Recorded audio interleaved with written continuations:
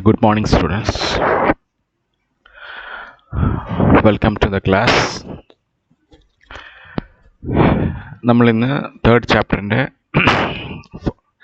ആദ്യത്തെ ടോപ്പിക്കിലേക്ക് കടക്കുകയാണ്. നമ്മുടെ തേർഡ് ചാപ്റ്റർ എന്ന് പറയുന്നത് തെർമോഡൈനാമിക്സ് ആണ്. അതിലാദ്യം നമുക്ക് പഠിക്കാനുള്ളത് തെർമോഡൈനാമിക് പ്രോസസ്സസ് ആണ്. നമ്മൾ ഇന്നത്തെ ക്ലാസ് കഴിയുമ്പോഴത്തേക്കും നിങ്ങൾക്ക് you will be able to define a thermodynamic process, distinguish between quasi-static and non-quasi-static processes, calculate physical quantities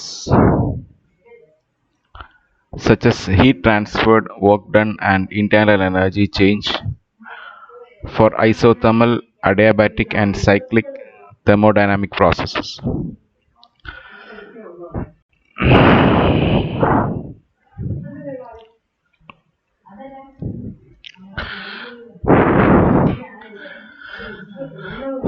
So, mechanics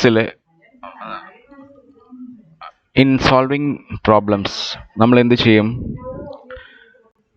നമ്മൾ പഠിക്കുന്ന ബോഡി ഏതാണോ അതിനെ നമ്മൾ ഐസൊലേറ്റ് ചെയ്യും. That means analyse the external forces acting on it and then use Newton's law to predict its behavior. അതേപോലെ തെർമോഡൈനാമിക്സിലും അങ്ങനെ ഒരു approach അങ്ങനെയാണ് നമ്മൾ ചെയ്യുന്നത്. We start by identifying the part of the universe we wish to study. It is also known as our system. Universe, അതായത് പ്രപഞ്ചത്തിലെ ഒരു ഭാഗം നമ്മൾ പഠിക്കാൻ എടുക്കുന്നു. അതിനെ നമ്മൾ സിസ്റ്റം എന്ന് വിളിക്കുന്നു.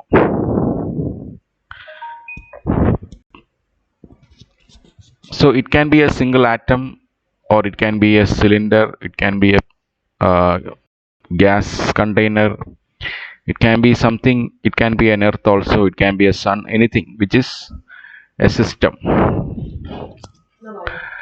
So once our system is selected, we determine how the environment or surroundings interact with the system. നമ്മൾ സിസ്റ്റം സെലക്ട് ചെയ്ത് കഴിഞ്ഞാൽ അടുത്തത് എന്ന് പറയുന്നത് നമ്മൾ കണ്ടുപിടിക്കുന്നത് how the environment or surroundings interact with the system. എങ്ങനെയാണ് നമ്മുടെ സിസ്റ്റവുമായി ആ സിസ്റ്റത്തിൻ്റെ ചുറ്റുമുള്ള സറൗണ്ടിങ്സ് ഇൻറ്ററാക്ട് ചെയ്യുന്നത്. നമ്മൾ ആ ഇൻറ്ററാക്ഷനെ മനസ്സിലാക്കിയാൽ we can study the thermal behavior of the system with the help of the laws of thermodynamics. അപ്പോൾ തെർമോഡൈനാമിക്സിൻ്റെ നിയമങ്ങളുടെ സഹായത്തോടു കൂടി ആ സിസ്റ്റത്തിൻ്റെ തെർമൽ ബിഹേവിയർ നമുക്ക് പഠിക്കാൻ സാധിക്കും. The thermal behavior of a system is described in terms of thermodynamic variables.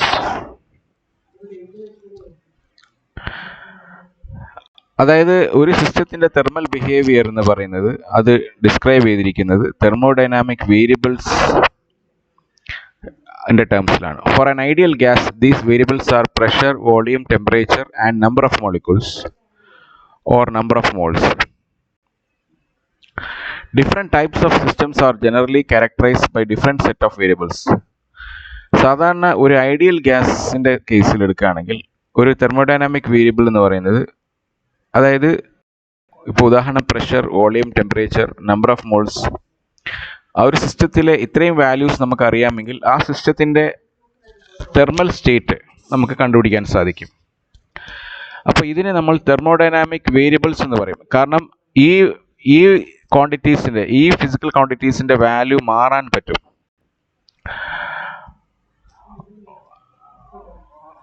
അപ്പോൾ ഒരു പർട്ടിക്കുലർ ഇൻസ്റ്റന്റ്, ഒരു പ്രത്യേക സമയത്ത് നമ്മൾ ഈ വേരിയബിൾസിൻ്റെ വാല്യൂ എന്ന് പറയുന്നത് വാല്യൂ എന്ന് പറയുന്നത് ആ സിസ്റ്റത്തിൻ്റെ സ്റ്റേറ്റിനെ കുറിക്കുന്നു. Different types of systems are generally characterised by different set of variables. അതായത് പലതരം സിസ്റ്റങ്ങളുണ്ട്. ആ പലതരം സിസ്റ്റങ്ങളെ പല സെറ്റ് വേരിയബിൾസ് ഉപയോഗിച്ചാണ് ചെയ്യുന്നത്. ഉദാഹരണം പറഞ്ഞാൽ ഇപ്പം നമ്മളൊരു സ്ട്രെച്ച്ഡ് റബ്ബർ ബാൻഡ് എടുക്കുന്നു, അതിൻ്റെ ടെൻഷൻ, ലെങ്ത്, ടെമ്പറേച്ചർ, മാസ്, ഇതൊക്കെയാണ് ഈ റബ്ബർ ബാൻഡിൻ്റെ തെർമോഡൈനാമിക് വേരിയബിൾസ്. അതേപോലെ ഒരു ഗ്യാസ് ബലൂൺ എടുത്താൽ അതിൻ്റെതായ വേരിയബിൾസ് ഡിഫറെൻ്റ് ആയിരിക്കും. So the state of a system can change as a result of its interaction with the environment. But the state of a system, ഒരു സിസ്റ്റത്തിൻ്റെ state എന്ന് പറയുന്നത് can change, മാറാൻ പറ്റും as a result of its interaction with the environment. ആ സിസ്റ്റത്തിൻ്റെ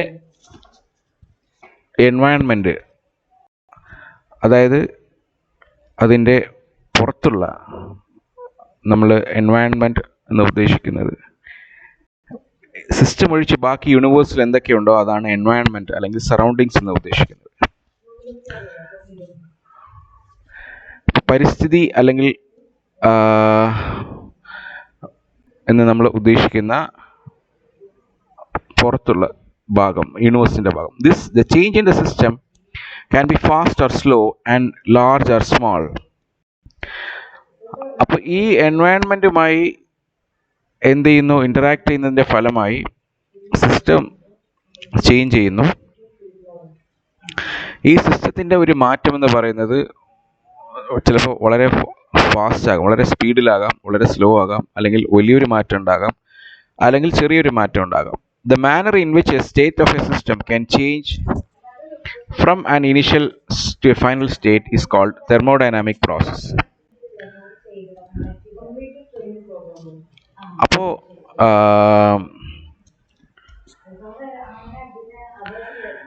thermodynamic process എന്ന് വെച്ചാൽ എന്താണ് എന്ന് പറഞ്ഞാൽ the manner in which A state of A system, അതായത് ഒരു സിസ്റ്റത്തിൻ്റെ സ്റ്റേറ്റ് ഇനിഷ്യൽ സ്റ്റേറ്റ്, അതായത് ഇപ്പോൾ ഉള്ള സ്റ്റേറ്റിൽ നിന്നും കുറച്ച് കഴിയുമ്പോൾ വേറൊരു സ്റ്റേറ്റിലേക്ക് പോകുന്ന ആ രീതി, മാനർ, അതിനെയാണ് തെർമോഡൈനാമിക് പ്രോസസ്സ് എന്ന് പറയുന്നത്. അപ്പോൾ ഒരു സ്റ്റേറ്റിൽ നിന്നും വേറൊരു സ്റ്റേറ്റിലേക്ക് പല പ്രോസസ്സിലൂടെ എത്തിച്ചേരാൻ സാധിക്കും. For analytical purposes in thermodynamics, it is helpful to divide up processes as either quasi-static or non-quasi-static, as we now explain.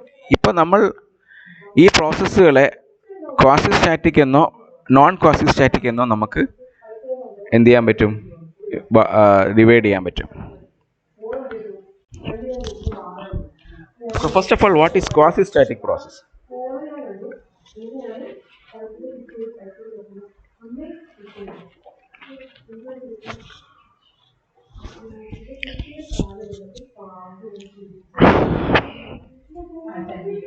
A quasi-static process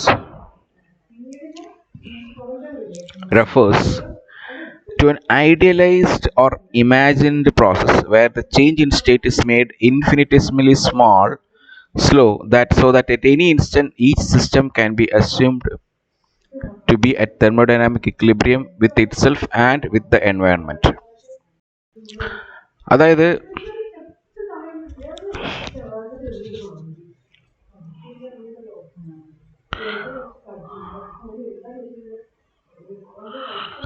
so the system ഈ ക്വാസി-സ്റ്റാറ്റിക് പ്രോസസ്സിൻ്റെ പ്രത്യേകത എന്ന് പറഞ്ഞാൽ അതൊരു ഐഡിയലൈസ്ഡ് കേസാണ്. അപ്പോൾ the change in state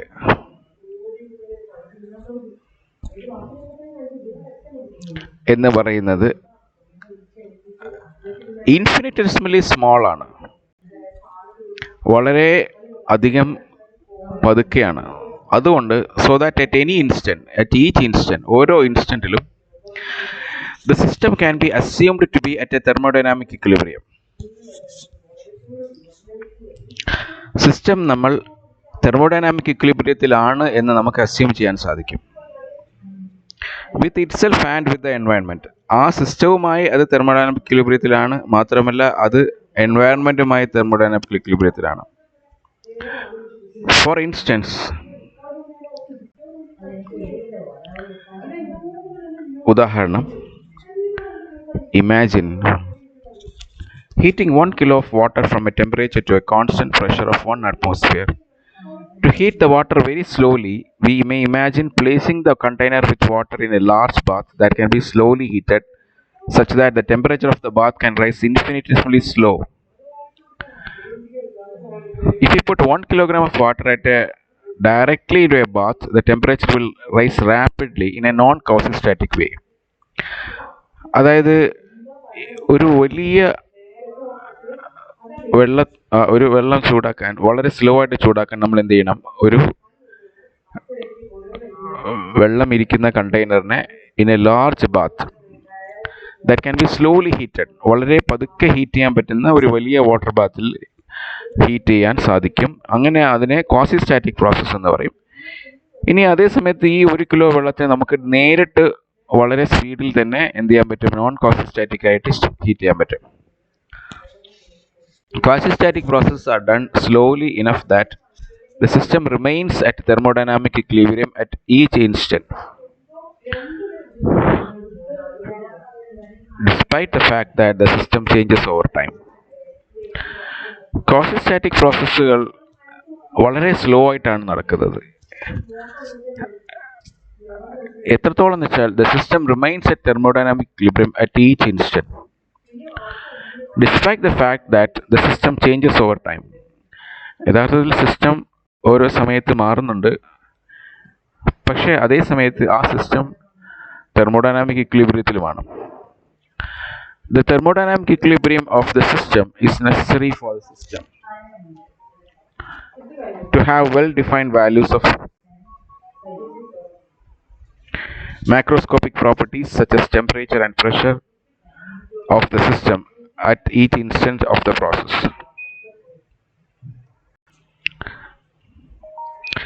A thermodynamic equilibrium of the system is necessary for the system to have well-defined values of the macroscopic properties. അതായത് temperature, pressure എന്ന് പറയുന്ന മാക്രോസ്കോപ്പിക് പ്രോപ്പർട്ടീസുകൾക്ക് ഒരു വാല്യൂ ഉണ്ടായിരിക്കും at each instant of the process. Therefore, quasi-static process can be shown as well-defined paths in the state space of the system. Any quasi-static process cannot be completely realized for any finite change of the system. All processes in nature are non-quasi-static. യഥാർത്ഥത്തിൽ quasi-static nature എപ്പോഴും realistic അല്ല, പക്ഷെ നേച്ചറിൽ നടക്കുന്ന പ്രോസസ്സുകളെല്ലാം non quasistatic ആയിരിക്കും.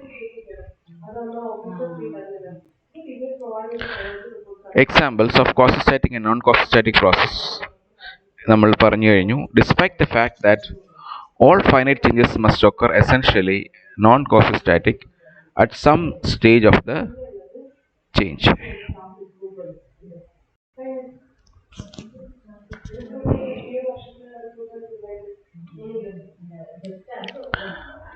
Since quasi-static processes can be analyzed analytically, we mostly study quasi-static process in this book. Quasi-static പ്രോസസ്സുകളിലെ നമ്മൾ analytically, using equations. So the quasi-static process, the work done by a gas is given by PdV. Quasi-static and non-quasi-static processes between two stages of a gas.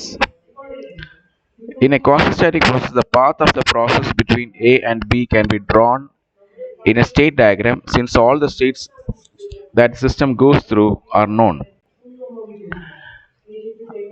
കാരണം നമുക്ക് ഒരു ഗ്രാഫിൽ, ഒരു state ഡയഗ്രത്തിൽ A എന്ന് പറയുന്ന സ്റ്റേറ്റിൽ നിന്നും ബി എന്ന് പറയുന്ന സ്റ്റേറ്റിലേക്ക് ഒരു സിസ്റ്റം പോകുന്നുണ്ടെങ്കിൽ ആ സിസ്റ്റം പോകുന്ന ഓരോ പോയിന്റുകളും നമുക്ക് അറിയാവുന്നത് കൊണ്ട്, ആ സിസ്റ്റം പോകുന്ന പോയിന്റുകൾ അറിയാവുന്നത് കൊണ്ട് നമുക്ക് എന്ത് ചെയ്യാൻ സാധിക്കും?